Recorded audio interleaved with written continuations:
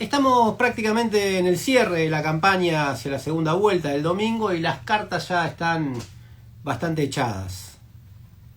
La realidad es que si los pronósticos sobre las tendencias de la opinión pública en general se tornaron bastante difíciles en el último tiempo, la mayoría no acierta ni de cerca lo que después efectivamente sucede, en esta elección pronosticar es casi imposible.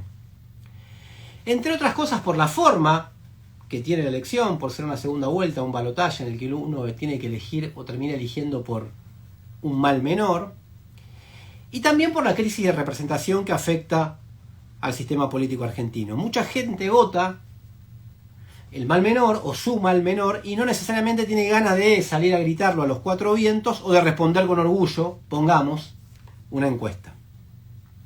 Hay números e interpretaciones para todos los gustos. Están aquellos que acentúan la cuestión matemática, dicen, bueno, los votos de Javier Milei sumados a los votos de Patricia Bullrich, que ahora son aliados, alcanzan para ganar la elección. Y están aquellos que destacan la cuestión más política. Todos los problemas políticos que tuvo Milei, que sigue teniendo hasta el día de hoy, y quienes lo rodean, desde las primarias, pero más especialmente desde las elecciones generales hasta acá, y bueno, que aportaron a generar un gran rechazo a su figura y a su fuerza política. El domingo se sabrá la verdad.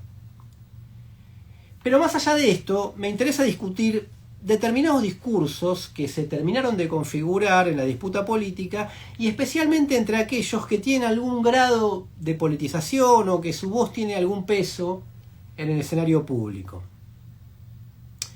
En primer lugar, bueno, ya se ha dicho, es completamente comprensible que muchas personas quieran votar contra Milei y especialmente contra Victoria Villarruel, aunque uno no comparta sus fundamentos o su opción política, por lo que todos conocemos, o por lo que de este espacio en particular, o del espacio de la izquierda en general, se combatió desde el minuto 1 a esta derecha radicalizada. Incluidos aquellos periodos en los cuales los que hoy la enfrentan estaban alentándola por diferentes medios, armándole las listas, cuidando sus boletas, etc. Ahora, una cosa es eso, entre la gente común, pongamos así, y otra muy distinta es fingir demencia entre personas que conocen un poco más cómo son las cosas y participan de una narrativa de demonización de un lado que tiene como contraparte un proceso de angelización del otro. El resultado más general es una moralización que a la vez despolitiza el conjunto del debate. Trato de explicarme.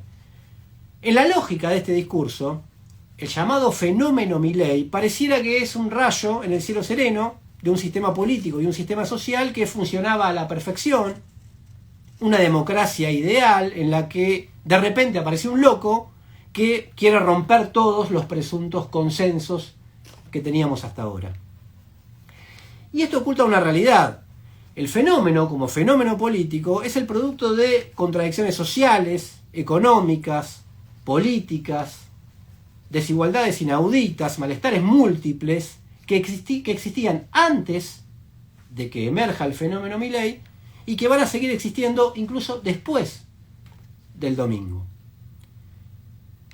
En el mismo sentido, para lograr adhesiones en la disputa electoral, se suele sobredimensionar al mileísmo en construcción, para llamarlo de alguna manera, afirmando que ya tiene la fisonomía de un movimiento fascista o cosas por el estilo. A ver, no se puede y no se debe negar que Milei o Villarruel sean bastante fachos, y especialmente Villarruel, pero su movimiento no tiene hoy ese desarrollo y esa dimensión. Daniel Feuerstein, en su libro sobre el enano fascista que publicó Capital Intelectual, dice que el fascismo viene a consolidar derrotas logradas antes por el capital. Es todo debatible, pero si es así, entonces se le dan por descontadas derrotas que no tuvieron lugar. Entonces cuando se lo agranda, porque se cree que de esa manera se lo combate mejor y se trata de contrapesar a los que supuestamente le quieren bajar el precio, con mayor o menor conciencia se lo está favoreciendo. Y lo peor de todo es que eso alimenta una narrativa que desarma políticamente a los sectores populares, que son los verdaderos interesados en derrotar a Milei y a su banda. Por otra parte, en espejo con esto, se finge demencia también, o se angeliza a lo que hay del otro lado. Insisto, se puede comprender la opción electoral. Lo que no se puede es escamotear la verdad. Miren, el otro día conversaba con un asesor político que participó de aquel masismo de los orígenes, allá por el 2013, cuando le ganó al kirchnerismo en la provincia de Buenos Aires, y me decía, conociendo en detalle al personaje, que esa especie de sergionauta que se intenta armar desde determinada campaña, que está a la cabeza de una cruzada civilizatoria, es de mínima de una deshonestidad intelectual importante.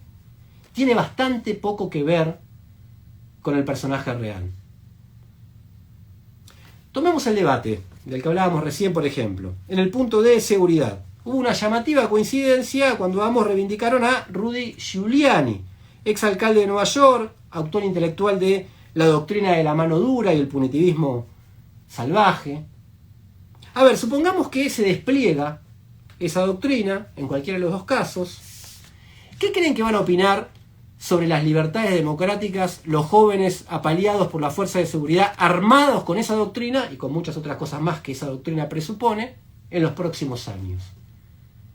¿Qué van a opinar de los consensos democráticos las víctimas de esa doctrina punitivista?